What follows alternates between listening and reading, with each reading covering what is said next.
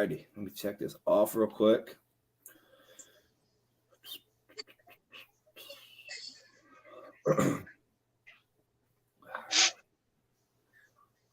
Another fun episode, baby. Let's get it. Phil's on right now too, so I mean, test Pennsylvania as it gets. Yeah, I mean, without Bryce Harper. Sorry.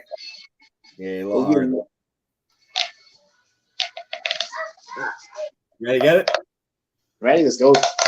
Together, brother. What is going on, everybody? Welcome back to another episode of the Stoop Life Podcast. If today's your first time listening, well, we got a banger of an episode for you today. Because last week, Paul came up with a great idea for us to start doing what we used to do in the old times during COVID when we started doing the podcast. Top 10. We're talking top 10 in sports, top 10 in whatever the hell we think of.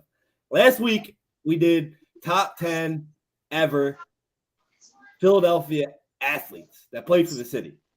So this week, we're going to broaden our horizon. We're going to do top 10 players in the entire state of Pennsylvania. So I'm going to let Paulie get it. But before we get started, I want to give a shout out. You guys are listening to us on audio. You guys heard our intro music. So I want to give a shout out to our man who does the intro music, Corey Lee.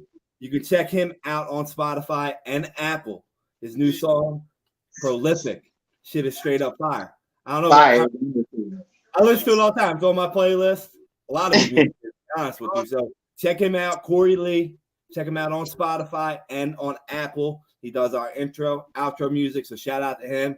My man's up and coming, and he's town made. So support him if you're from town, because that's what we're here to do. And I also want to give a shout out to our sponsors, because this month, first month we did sponsors, and we got all local bred people. And every single one of them has helped us get this podcast to you guys. And actually, it's honestly them helping us has helped me and Paul come up with ideas to do for the podcast and in the group. So we appreciate them. So I want to give a shout out to Louis Frangiosa, Ant Balletta, Dan Testa, Hassan Andrews, Dan Tudories, Ryan Condren, Mike McMonagle, and Humble Thurman. Thank you all for your sponsors this month. And we look forward to keep working with you guys going forward, whether that's through the podcast or through something in town or something, whatever it is. We look forward to working with you guys. So again, thank you all very much. Now back to the show. Paulie, I already gave him a little rundown of what the podcast is about, but I'll let you talk about it a little bit more before we get into actual introducing our top 10. So floor is yours, my man. See, these top 10s are great. First and foremost, shout out to everybody who participated in the last one with Philly. You guys definitely were interacting with it, and I loved it. One thing about these, they're never going to be right anyway. This is all opinionated. This time, we're going to travel a little bit outside of our lovely city of Philadelphia. We're talking about the whole state of Pennsylvania. We have a rich history of sports, man. Great athletes that came out of here. We football players, basketball players, boxers, golfers, baseball. We have a rich history of great athletes. So it's only right that we show love to all of them. We give us we're going to give you guys our top 10 list, but I'm sure you're going to disagree anyway. But that's what the beauty of this is. The funny thing is, guys, me and Paul don't agree either. But we had to come up with a list. We had outside sources to give us their list, and we kind of combined it into making a pretty good list that we think will equate to, the Stoop Life list. And off camera, me and Paul were already talking about a couple of people that are not on the list. And we're not going to give you that yet because we're not going to give you the list. But we'll talk about it as we're going. If you guys are watching us live, like Paul said last week, you guys were commenting on here. If you guys are watching the video, make sure you go to the Stoop Life group in Facebook group. That's all we're responding to. If you're commenting to our personal page or our YouTube, whatever, we're not really seeing it. I'm only looking at our Facebook group because you're the people we want to talk about. So check the Facebook group and we'll respond back to you as need be. Awesome. But yeah, Paul, this was hard to do, this list. It was hard finding out who actually was from PA and who wasn't, because there's a couple athletes on here that I was like, oh man, he's from PA, and then we look it up, we're like, this motherfucker's from Chicago. That thing was lying. Or a lot of people think Mike Trout is from Philadelphia. He's actually from Jersey. He's a Jersey jerk. just so y'all know, when you see that's the only one I'm gonna give people is Mike Trout is not from Pennsylvania, so he's not on our list. That's all you need to know so far. He's not from here. We talked about it last week. Joe Frazier. Joe Frazier's everyone thinks he's from Philly. He's from PA. He's actually from South Carolina, so he's not on our list. Everyone that was on here is from PA and has remained in PA till at least the age of 7 because Ken Griffey Jr. left the state in 6. He doesn't qualify for our list either. And that's what we want you guys to understand, that they had to be here for a longevity of their livelihood or, at least until they went pro in whatever sport they were in. That's a big deal right there. So anyway, we got a list to do here. We got a fucking list to do here. We got 10 people to break down. And this week, guys, we're gonna break it down, and I'm gonna give you guys a screen share of who the top 10 is. But I'm gonna let Paul's gonna hit you with the intros first. So Paul, start off with number 10, man. Who we got? Number 10, we have a Super Bowl champion, a 3-time Defensive Player of the Year. 3 times. He was the Defensive Rookie of the Year in 2014. He's a 7-time All-Pro, an 8-time Pro Bowler, and part of the 2010s All-Decade team. This is a beast of a man, first and foremost. If you guys don't know, we're talking about the one and the only AD, Aaron Donald, Super Bowl champ, killer, muscles, everything. He's from Pittsburgh, PA. He went to school in Penn Hills. Of course, he stayed in Pittsburgh and went to the University of Pittsburgh, becoming a first-round pick. This guy has been nothing short of amazing. I mean, we got to be real here. This guy has been absolutely flawless. Arguably the greatest defensive lineman of all time. By the end of his career, he will be in the talks of being the greatest defensive player of all time. I agree with that, man.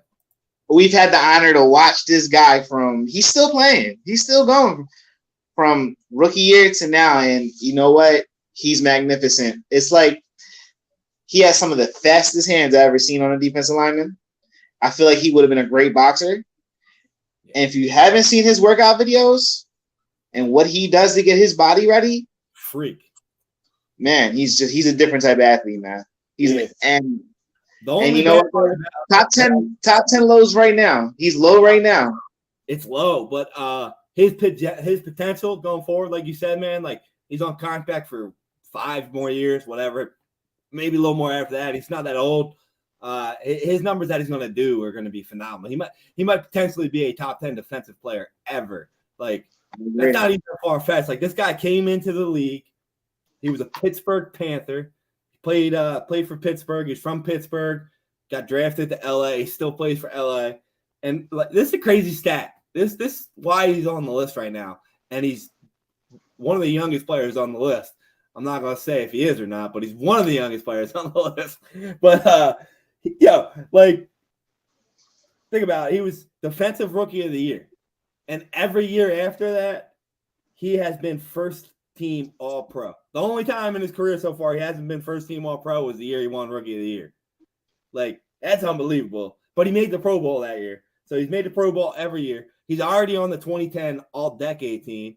And we're 2 years in the 2020 decade team. How crazy that sounds. He's probably going to be on that list too. I'm just going to throw that out. He's probably going to be on that list too. Play, so he says he wants to retire, but let him come back and come close to winning another Super Bowl. He'll be back for another 2 years. His body is right, man. Just listen to this guy's interview. Like, he does not eat dirty at all, and he still maintains his depth, like his strength.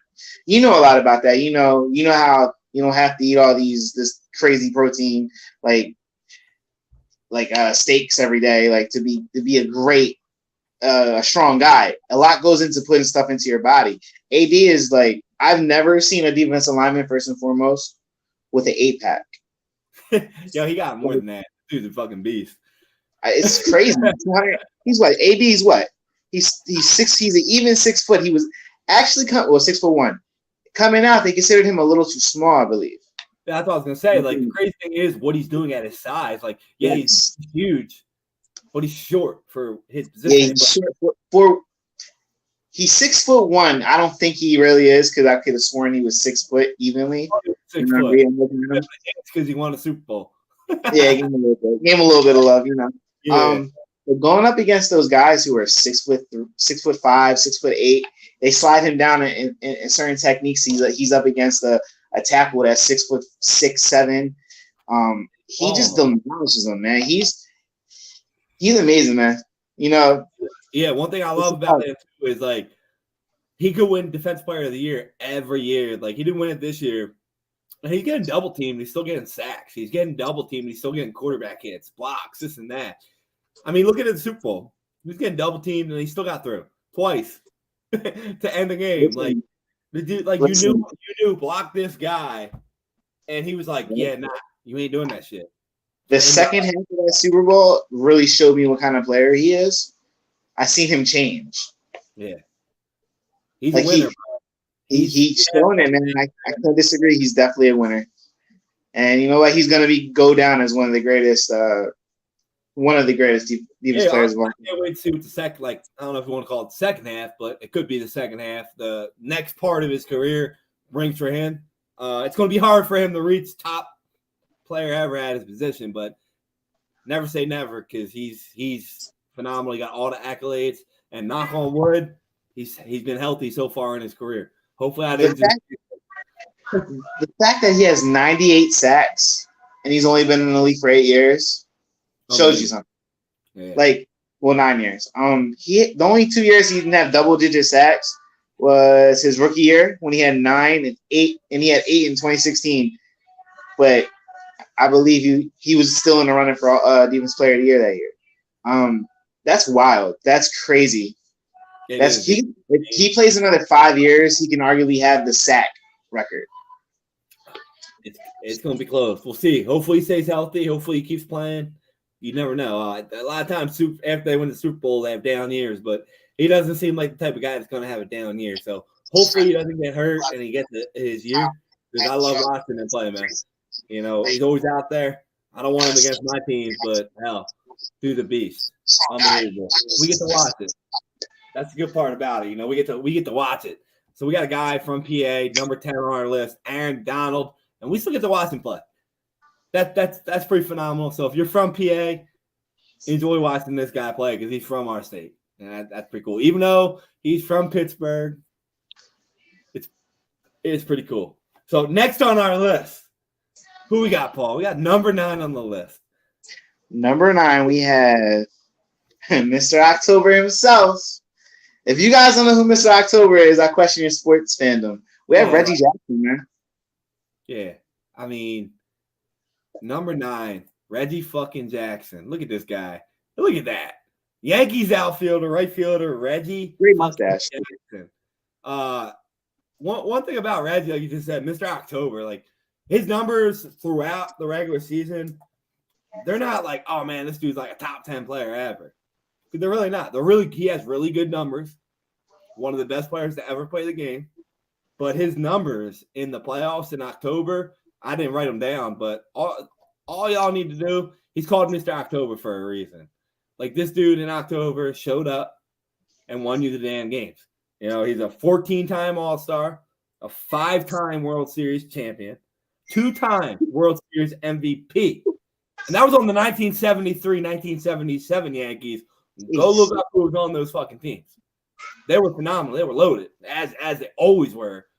Till the Yankees now. Like if you're winning the World Series MVP on the Yankees, you're pretty damn fucking good. You are. He was the 1997 AL MVP, a 2-time Silver Slugger, a 4-time home run champ. Like a 4-time home run champ as a lefty. Like there's only been a handful of them that have been lefty home run champions. 2 of them were on the Yankees. He was one of them, and he did it 4 times. You know, he has 2,584 hits, 563 home runs, and 1,702 RBIs.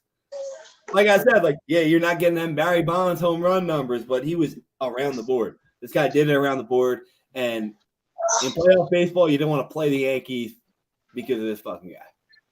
And he's from Abington, PA. So for those of you from the Philly area, he's from Abington. It's not that far. He's from Philly. Well, he's from Philadelphia area. He's a Philly guy. You know, he's a Philly guy.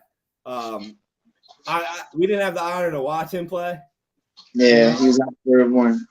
Yeah, but I'm glad because I probably wouldn't have liked him because I didn't like the Yankees. And when this guy, it's like Jeter, yo. Like a lot of people love or hate Jeter. Like why? Because Jeter was like the second coming of Mr. October right here. Like Jeter was kind of the same fucking way. Like Jeter's numbers throughout his regular season aren't great, but he showed up in October and he did it in the Yankees. And that's why the guy was so damn good. And people loved him, but they hated him. You know, he's great. You know, another thing about Reggie, I was actually looking it up earlier, and they actually said, believe it or not, even though he was a Yankee, he's one of the nicest guys ever, and he actually does a lot of charities in his hometown in Abington. So a lot of people in Abington, they probably know him very fondly. I'm not sure what years he was actually up there, but he actually came back to PA.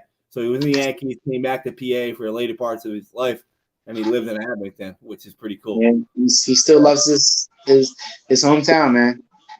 Yeah, because a lot of athletes when they leave, especially when you go to New York or something, you don't come back to your Abington. You know, you go to like they spring train in St. Petersburg.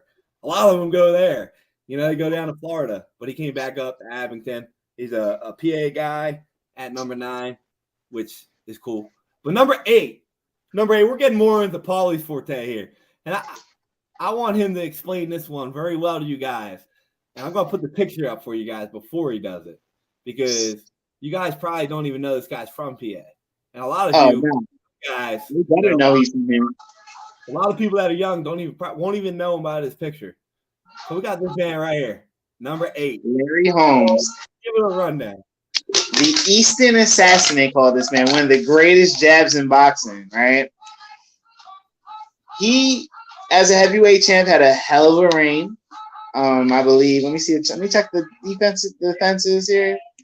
He was 48-0 before he took his first L. So that's a long reign at heavyweight, especially in them days. And he fought everybody. He beat Tim Witherspoon, Randall Cobb. I hate to say it, he beat an older Muhammad Ali, but he beat Ali, Trevor Burbick, Leroy Jones. He was in there with some dogs, man. Easton Assassin had. I swear to God, he's one of the 4 boxers I've ever seen drop somebody with a jab. It was just a hard jab. Like, he was a big dude, man. He's somebody you would look at today as he wasn't technically sound like Tyson Fury, but he was a big guy like that. I love Larry Holmes, man. He's a character as well. I'll never forget when he fought. Well, the best thing I can remember is when he fought the guy they called the Great White Hype. And I mean, he beat the shit out of him. I believe his name was I'm slipping here. Fought Evander. He lost to Mike Tyson, but that was older. Yeah, he beat Trevor Burbick. No. He always slips my. Well, he does have great wins over Ernie Shavers and Ken Norton as well. But he beat this guy called the Great White Hype. I forgot. I don't know why he's slipping my name. I need somebody to like help me here. But he beat the shit out of me. I don't know who it was. I'm not sure. It's slipping my head. Jerry Cooney. Jerry Cooney. It's slipping my head just now. The Great White Hype. Look at this guy. They called him the Great White Hype, and really, yeah, you didn't know that? Nah.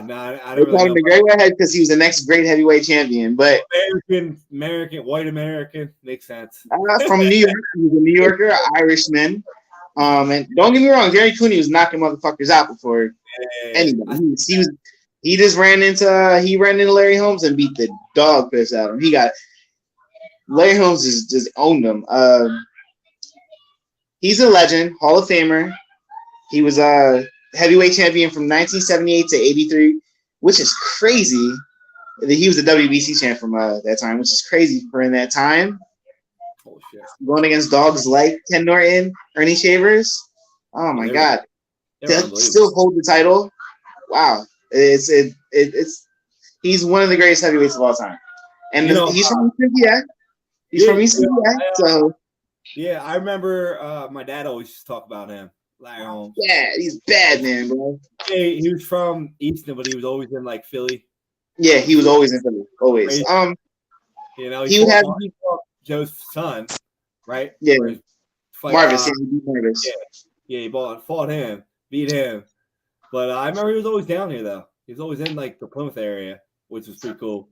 But one thing a lot of people don't even realize about this guy, 75 fights, he was 69-6. He won 44 of them by knockout.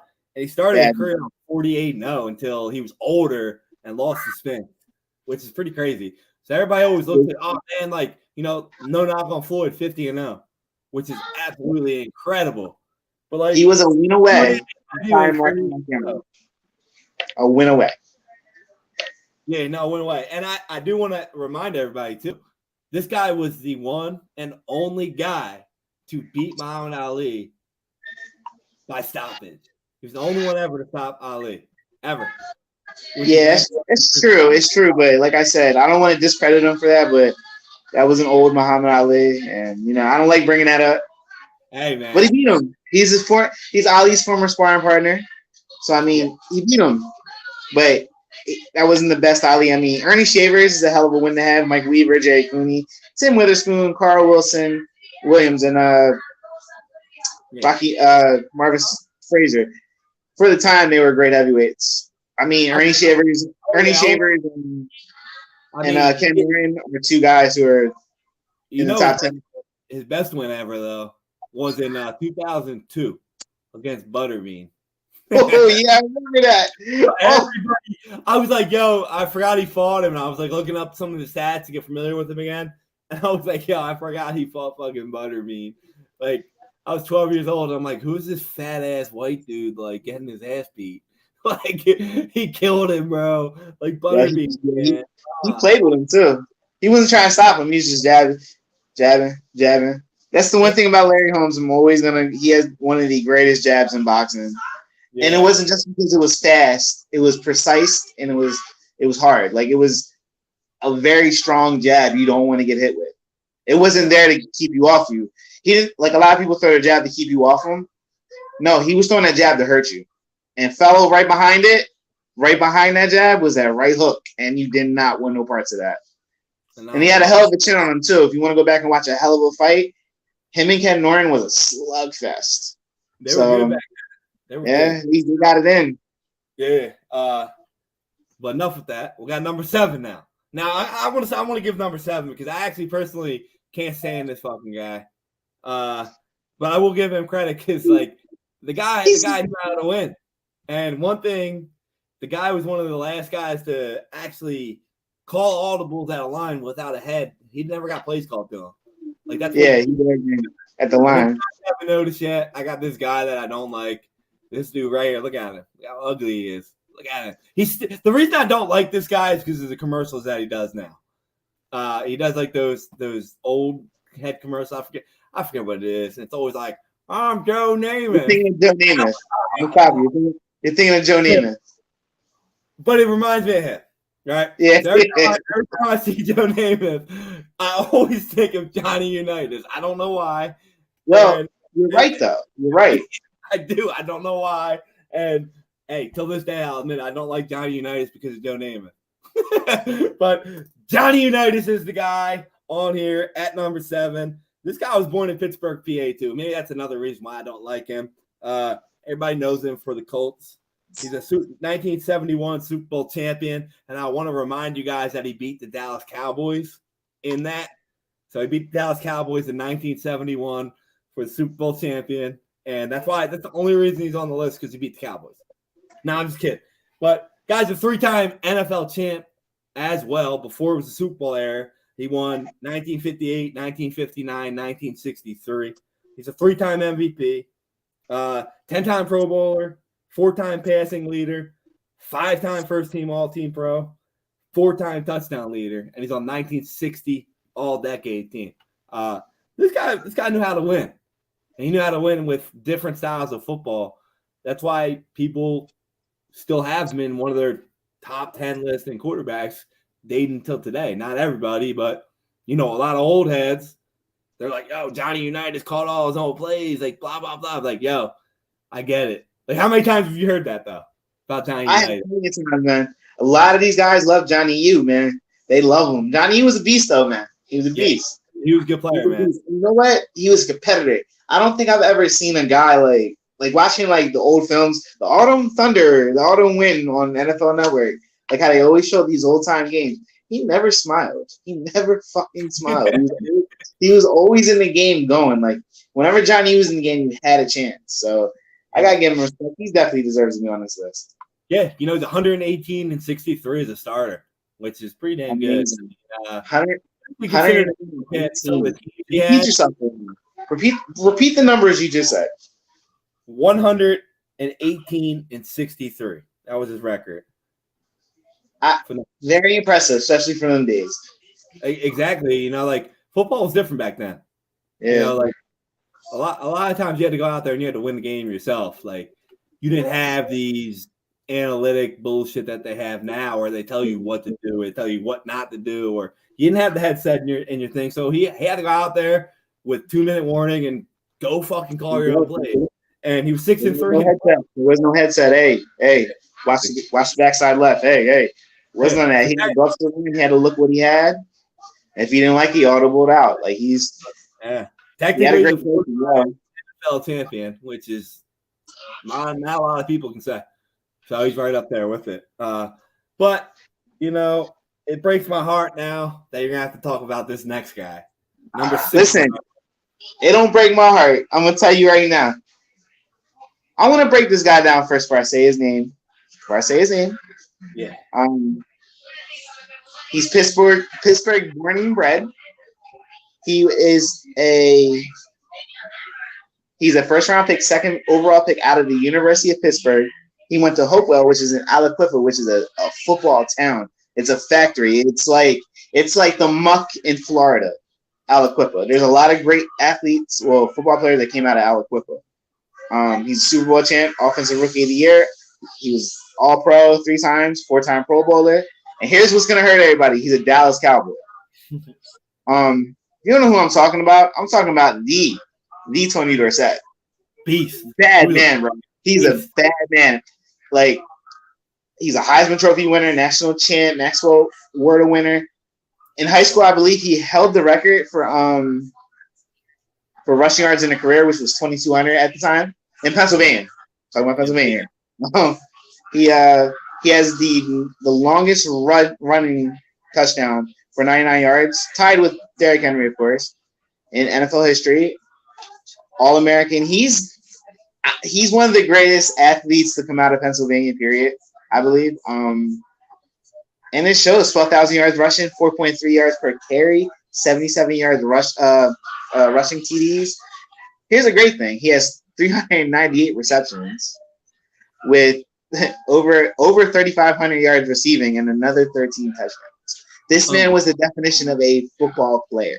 If I wasn't such biased against the Cowboys, he'd probably be in the top 30, to be honest with you, because when we're talking about these lists, a lot of people, including myself, when you make them, now that I'm looking back at it, I'm kind of like seeing, man, I could change this. We look at their professional career. And like you said, this guy was PA-born athletes. That's the thing.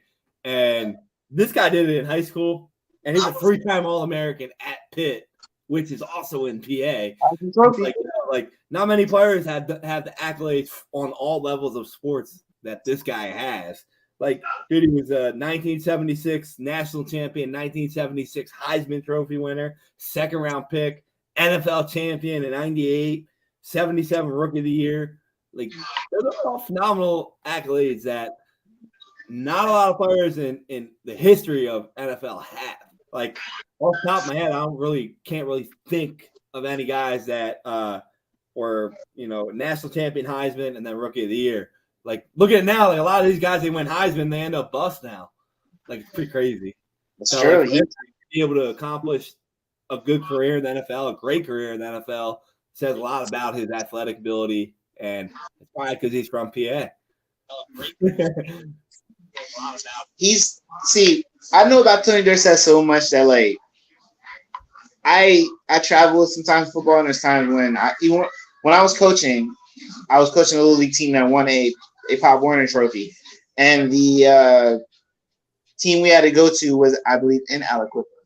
And going through that town and seeing Tony Dorsett passing by his high school where the field is named after him. It was pretty cool, man. Tony Dorsett is, when I think of Pittsburgh football, no disrespect to Shady, AD, Darrelle Revis, and them guys, I think right away, I think Tony Dorsett. He was a gold standard, and it showed. Yeah, all around. He did everything all around. He was a great. I can't put him in that category as one of the greatest running backs of all time in football because there's still so many great running backs, but he's definitely in that talk. He's definitely when you combine. It's like when a lot of people do the NBA talk and they were like, well, if you're going to include college and this and that, like it's a different discussion, right? Yeah. You know, but look at this guy's numbers in the pros. He had 12,739 yards, 4.3 yards per carry in the NFL with 77 touchdowns. And in high school, in college, he had 6,526 yards, 5.6 yards per carry with 59 touchdowns. Jesus. He's arguably one of the greatest college running backs of all time. So whatever he's done, he's the best in. That's why I had him higher on my list. You know that. I had him higher on my list. I just said I would have had him a little higher if I wasn't biased. And honestly, like when we were making this list, like I didn't really realize how good he was in college. Like I really didn't realize his numbers, this and that. Because I'm from Philly. I don't really look up Cowboys unless it's Emmett. I know Emmett's numbers. You know, everybody knows Emmett's numbers. But this guy really is underlooked as, you know, like you just said, not the best echelon, but like that below tier, his numbers were phenomenal because he had 398 receptions, 3,500 yards, 13 receiving touchdowns, especially back in the 70s, 80s. That's a lot. That's a lot. They didn't do that shit. I believe he's, I think, top 10 in all-purpose yards, I believe. I mean, he was just a workhorse in the NFL. The fact that he had 11-year career. Let me see, 77 to 88. Yeah, he had 11-year career, consistent. He was great, man. He was great. Tony Dorsett. And listen, I'm not the biggest Cowboys fan. I don't like Cowboys at all. But this is a guy they can brag about. Yeah. This is a guy that they have all the right to say, yeah, we had him. Hey, there's nothing wrong with it. He's phenomenal guy.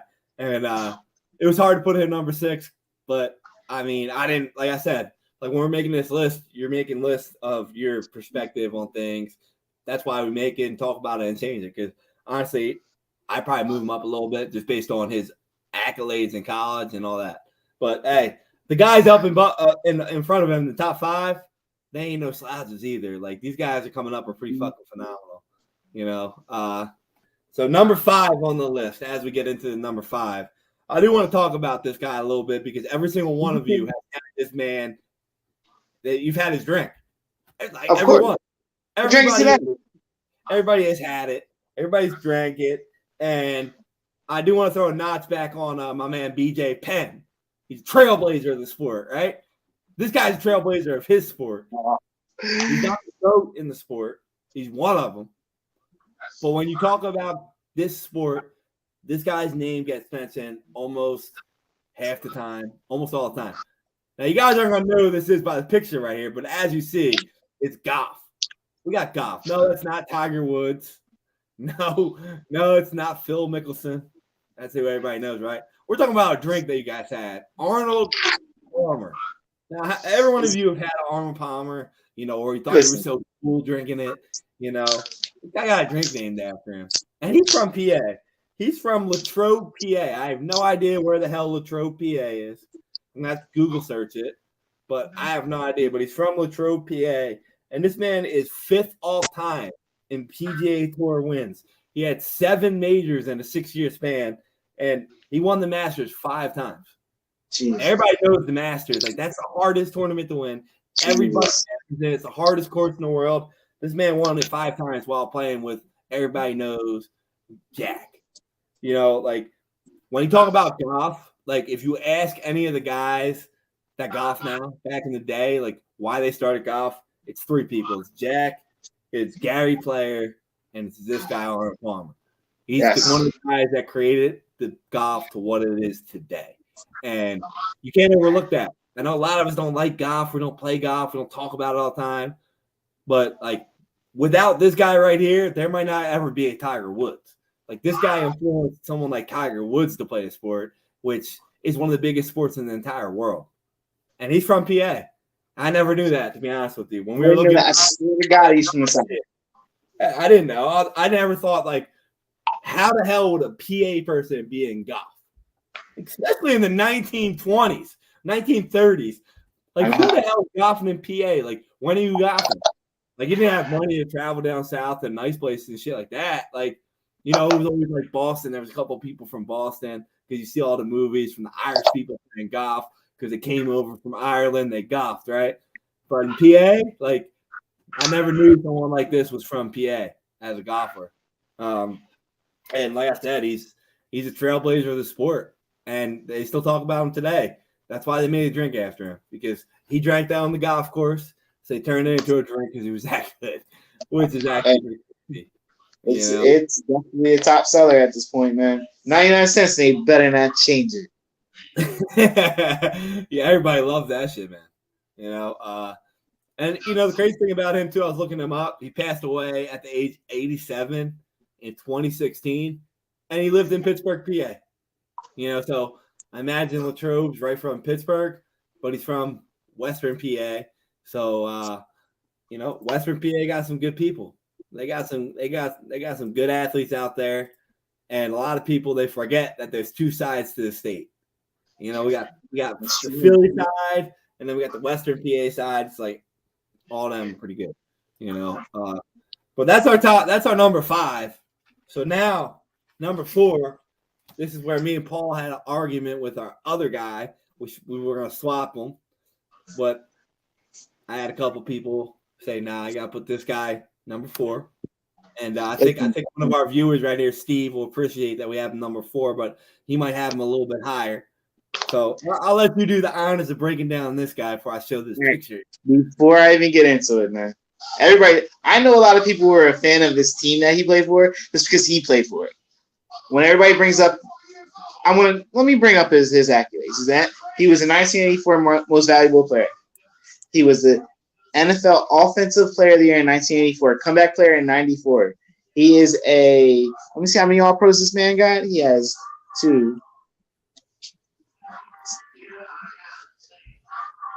14 All-Pros. Sorry, 15 All-Pros. Yeah. 9-time Pro Bowler, 5-time passing leader, 3-time passing touchdown leader, NFL passer rating leader in 1984, part of the 100th anniversary team. If you don't know what I'm talking about, Pittsburgh's own University of Pitt, first-round pick, 27th overall, Danny Marino, man. Danny Marino. Look at this guy. Yo, we talked about this before. If this guy had a better team, he would have won like 9 Super Bowls. Oh, my God. Dude, he never had a running back. He threw for all those damn yards. He threw for all those damn yards because he had to. His career completion percentage was 59.4%. Like, his touchdown interception ratio was 420 to 252. Like, he threw 420 touchdowns back in the 80s. Like, he threw 61,000 yards back in the fucking 80s. Like, think about that. Like, that's numbers that they're doing nowadays. Like, if you play nowadays, God, I don't even know what he would throw. Like, if he played now, he threw 6,000 yards. Yeah, you know who he kind of reminds me, like Matt Stafford kind of reminds me of him. Like the guy who's like doing all the shit. He's got the arm, this and that. The team sucked, and then he got a good team and he won. But unfortunately for Dan, he never got that win. You know, that's why he was in Little Nicky trying to sell his soul. And they're like, "Nah, you're too good of a man, Dan. Get out of here." He's like, "I just want a damn title." He was he was also in Ace Ventura. The man's a star. Star. He had a California look, and he's from Pittsburgh, PA. Like I said before, I know a lot of people who are Miami Dolphins fans, a little bit older than me, strictly because of Dan Marino. They call him Danny Mo. Danny Mo. That's what they call him. And Dan Marino is a gunslinger, but he was smart. He wasn't Brett Favre gunslinger. Even though Brett damn near broke all his records. He had how many starts did he hit? It took Brett Favre how many years to get past those starts? 20 years, and I believe he played for, let me see, from 1983 to 99. That's right there, 15 years. It took Brett Favre 20 years to get past his career starts. The man, he was always available. He he was always there. Just never always had the greatest teams around him. I always said if he ever had a bell cow running back, he would have had a title.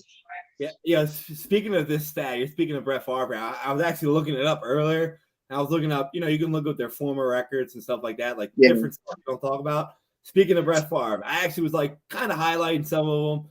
Some of them were pretty amazing. Like, for example, most fourth quarter comeback wins in his career.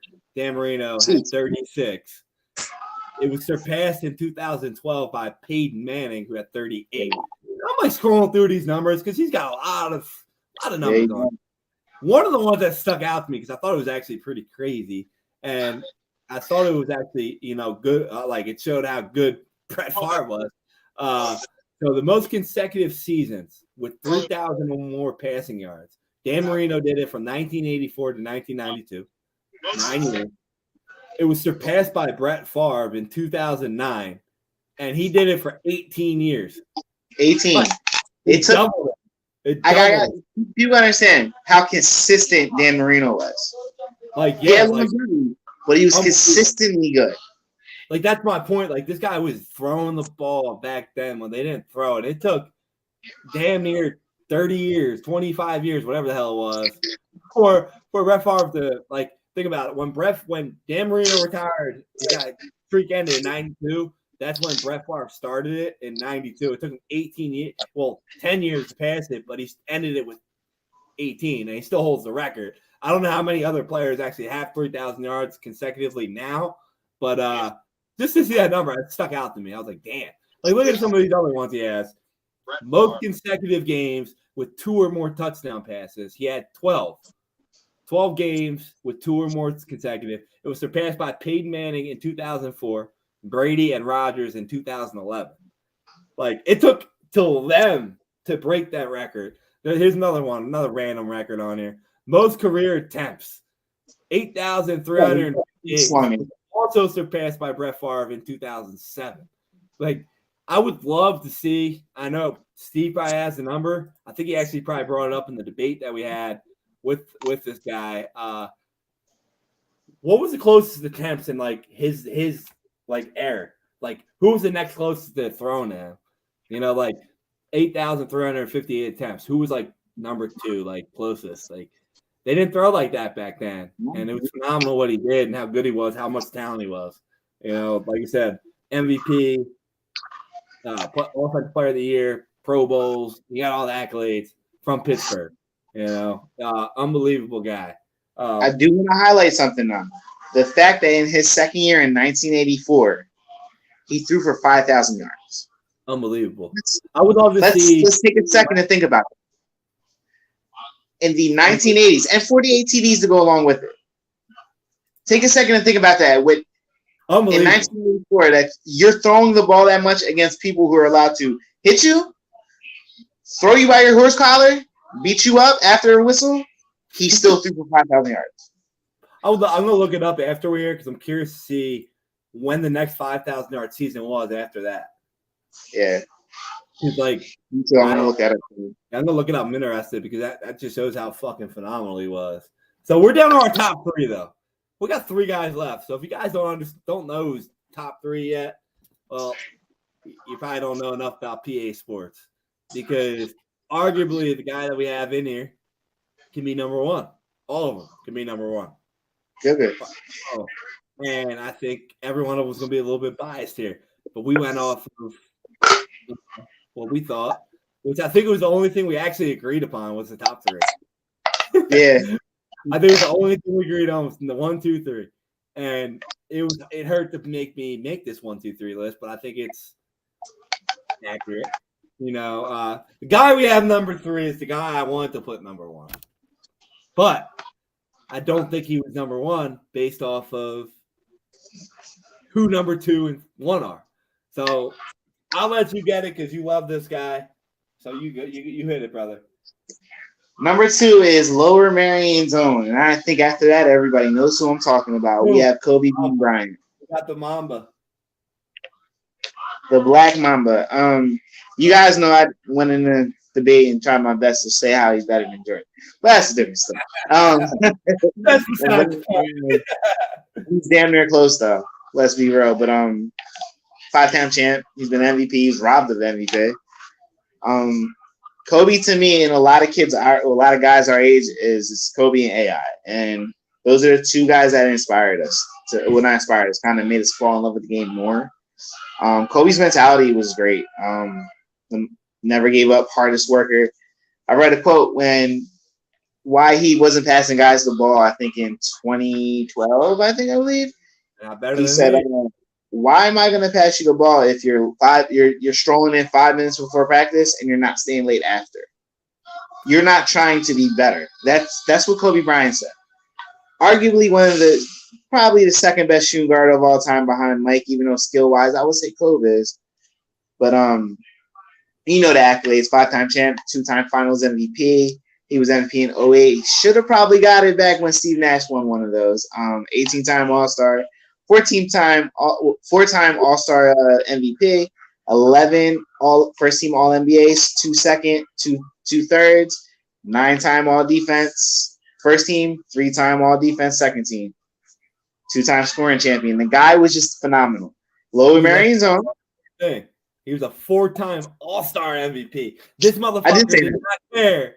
Oh, you did? Yeah, I did say that. Didn't care what type of game it was. He was going out there and playing his best. He did. Kobe never played a game light. Let's just say that. He never, ever went out there and took it sweet.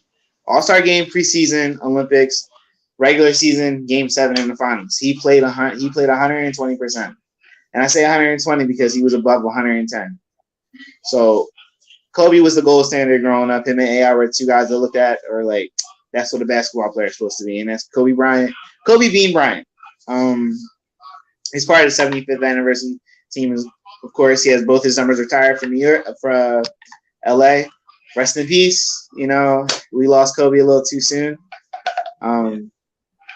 He's Kobe to me meant a lot. Yeah, we don't really have to pump up Kobe because everybody already knows. You guys know how great he was. Like, everybody knows how great he was. Could have been number one. Kobe can arguably number one. So the funny thing is about it, guys, that we were going to originally do best Philly athletes, and we were going to put him number one just because, like, fandom. You know, we grew up. You know, everybody was like, "Oh, Kobe went here. Kobe went here." And there's nothing there's nothing bad I gotta say about the guy. The guy was awesome. And as you know, his legacy goes out further and we get a little older and appreciate how great he was, he gets better. You know, he's one of them athletes that you look at his numbers and people want to be, oh, well, he missed this, he missed that. And then when you actually realize and you start breaking into his mindset on why he was doing this, how he was doing that, no one ever bashed Wayne Gretzky for missing those shots. They give him credit for taking them, right?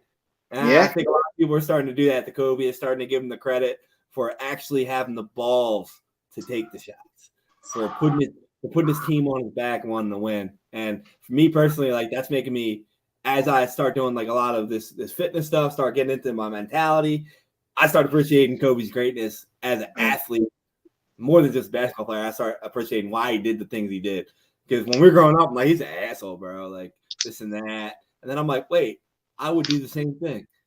Like, all right, you know, he was great. And, you know, he was phenomenal. Like we said, we want to put him number one, but, you know, we took our fandom out of it a little bit. We got him number 3 here.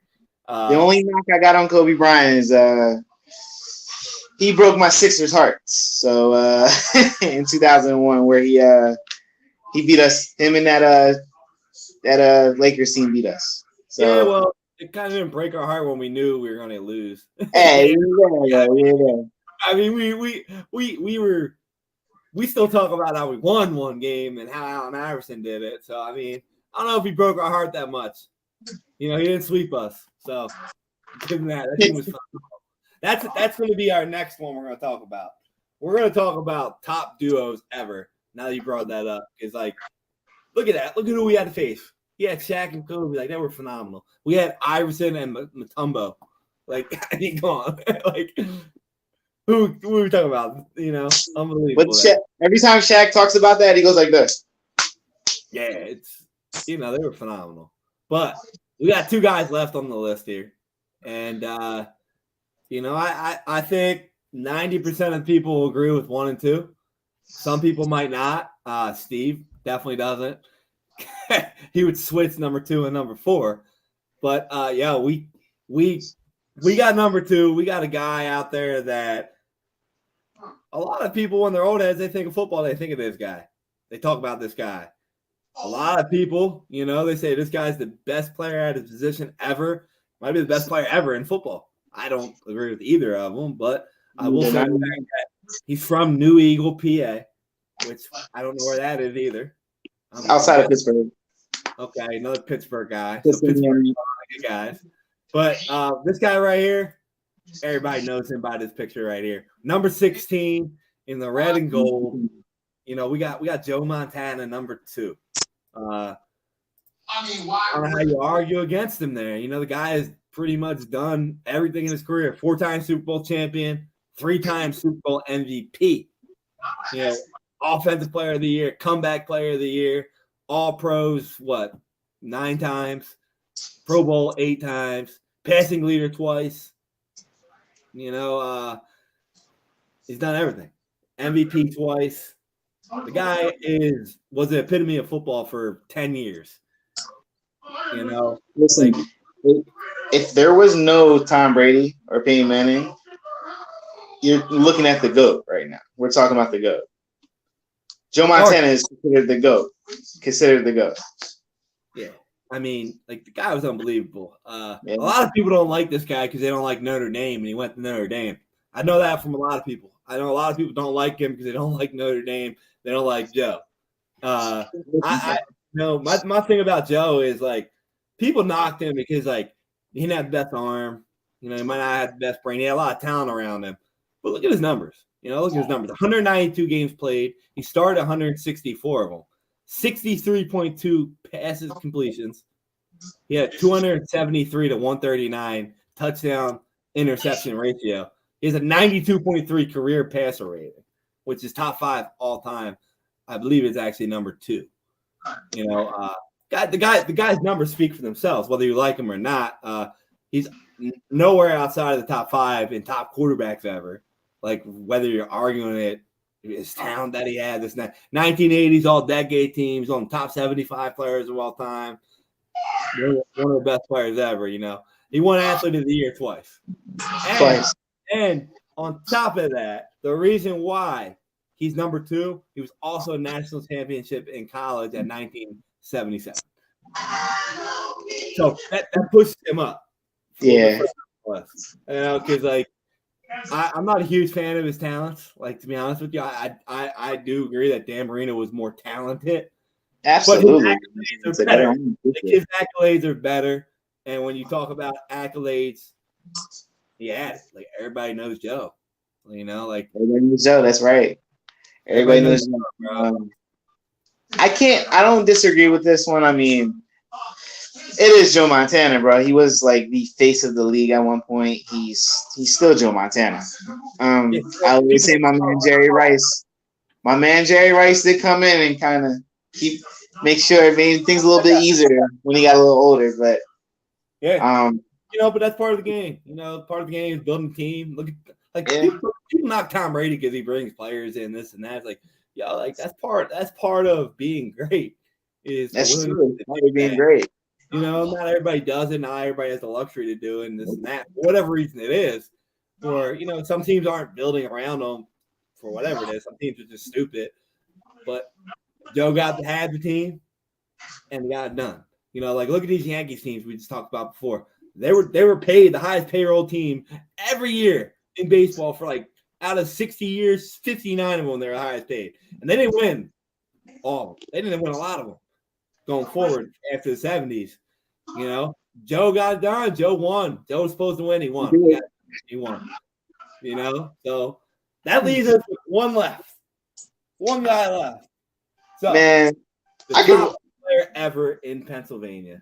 I think, in my opinion, I don't think he should be any lower than 1. It's not hard not to put him number 1. It's it's hard not to. 100-point game. You guys knew what I'm talking about already. If you didn't hear him on the list, you know exactly what I'm talking about. He is a 6'. Mr. Wilt Chamberlain. Listen, first of all, he was out there slaying him. I said this about the first podcast. He was out there. Yeah. But Wilt, man, he was amazing. 7'1", freak of an athlete. Overbrook's own Kansas. He, back in those days, it was kind of, they say, oh well, there's only 6 teams in the league or stuff like that. But you got people have to understand those are the guys on those teams are the best players are in that time too. It wasn't just nobody's. I don't like when people disrespect like the old timers because they were really good too. 2-time champ. Yeah. One thing I want to get people is if you insert like Michael Jordan into his era, you think he was still like what was scoring 50 points a game, getting 50 assists? Like what would the Michael Jordan numbers look like in that era? That's what I'm curious because I'm saying, you know what I'm saying? Like, I think they would be close. I think those numbers would be close if Jordan was in that era. 50 rebounds a game, though. That's what I'm saying. Like, Shaq and Hakeem, I think would do that. Be better because he did both. Yeah, he did. I don't know if Jordan was going to be. Jordan might score like 60 a game though, but yeah, I don't know. It's just hypothetical. I argues it. I think the whole lack of him not winning a lot. He only has 2 championships, which is crazy. You can say only 2 championships. He should have won like 10. He was in there against. He ran into a Boston team, 99%. Boston and LA, who were loaded. Yeah, loaded teams. Exactly. And again, that's part of being, the 6 teams in the league, 10 teams in the league. Those are the best players. So I mean, Wilt was amazing, man. 100-point game. Though we never got to actually see it or clear audio, but it happened. I believe a freak athlete like this, he did it. Check his numbers out though. Like some people forget. Like I get where he played. He averaged 30.1 points per game and 22.9 rebounds per game. He also averaged 4.4 rebounds per game. Like if you ever look up, this and that, like look up his bench press numbers. Like back then, he was bench pressing like 350 for a rep. Like Shaq never able to do that. And he could jump. The man was a high jumper. Like unbelievable. That's the definition of a generational talent right there. It's Wilt Chamberlain. Yeah, he's one of our own. He's one of our own. He started his career off. He was a Harlem Globetrotter. Like I know. It shows all the talent you need to know because some guys are freak athletes. Some guys are amazing at what they do. That's what Wilt was at his height.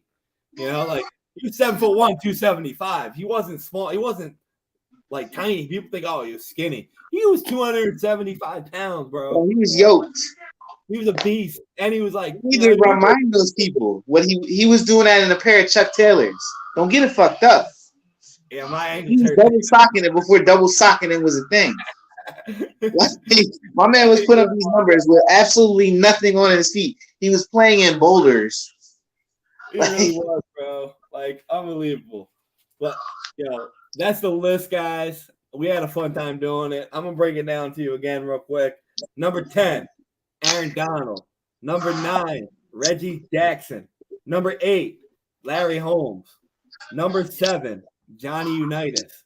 Number 6, Tony Dorsett. Number 5, Arnold Palmer. Number 4, Dan Marino. Number 3, Kobe Bean Bryant. Number 2, Joe Montana. And number 1, the great Wilt Chamberlain. So I had a fun time doing this list. There's a lot of people we left out, so I just want to give a little quick moment to talk about them. Paul, you had a guy on there you thought might have been on the list, and one of the best cornerbacks ever, Darrelle Revis. He's from Pittsburgh.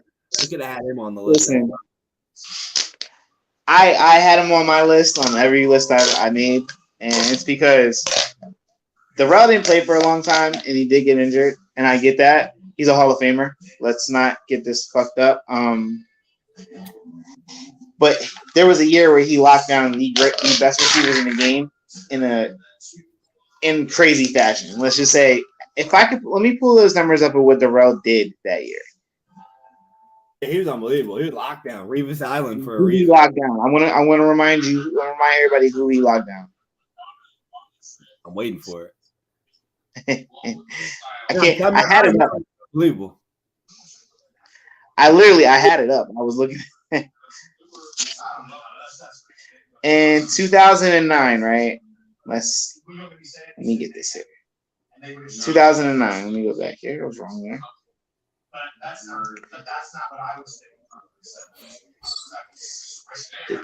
He held Andre Johnson 4 receptions, 35 yards. Randy Moss, he held the 4 receptions, 24 yards, and he had an interception off.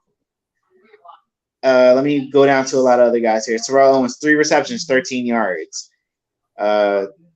Antonio Bryant, two receptions, 22 yards. Roddy White, 2 receptions, 16 yards.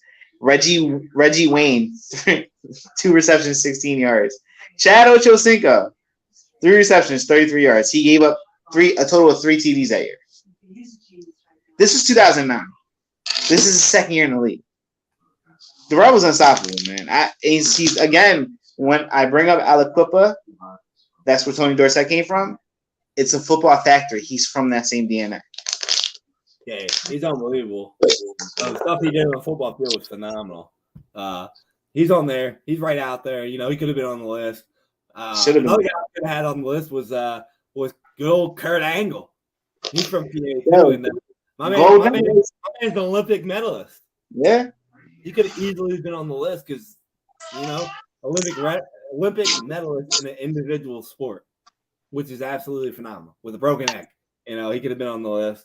We got a couple other baseball players we had. We got Honus Wagner. Everybody knows him. He was the first $1 million card sold. Stan Musial. Josh Gibson was one of the best Negro League players ever. Guy was phenomenal. We got our own Norristown, PA, Mike Piazza. You know, he could even be up there. He's not on the list, but for Philly born, he's on there. Roy Campanella. People heard of him. Another guy we could have put on there, maybe not athletes, but like sports figures, he would have been on our list. Mike Ditka. Absolutely. He's Aliquippa. Aliquippa.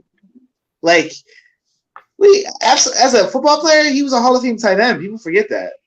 Yeah, he was. I mean, you know, another person people don't even know he's from here. I didn't know he was from PA. Yeah, Aliquippa. Yeah. Another guy we could have had on this list, which is crazy. I never even heard of this guy. His name was Bill Titan. He was actually the #1 ranked tennis player in the world for 9 straight years at the time he played, which is phenomenal. I never even knew who the hell he was. Another guy we could have had on here, you guys all know, Jim Kelly. You know, Jim Kelly from PA. He's known for all his losses in the Super Bowl, but he got there a lot. The K gun was nasty. The K gun was that he put up numbers too, and he had a rack of receivers behind him. Yeah, but his numbers were phenomenal. Look up his career; it's like Hall of Famer, Hall of Fame.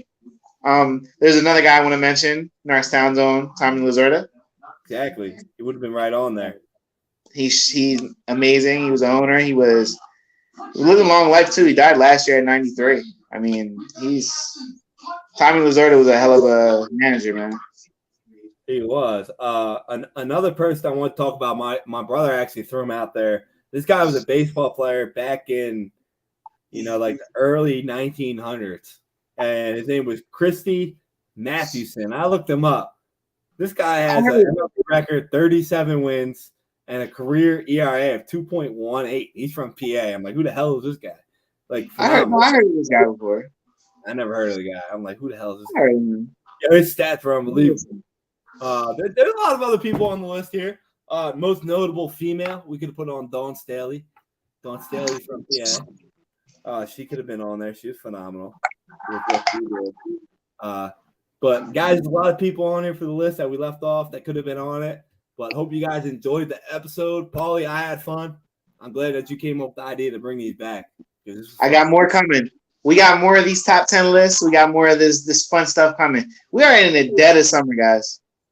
Like, basketball's over. It's a long baseball season. This is kind of our guilty pleasure right here. Is these lists. We got a lot coming. So I like doing these better than talking about the current sport. This is great. This is great. This is great to hold us over to August. Yeah. But y'all, thanks for listening. We appreciate y'all. And we'll be back with another list very shortly. Absolutely. Right, peace out, brother.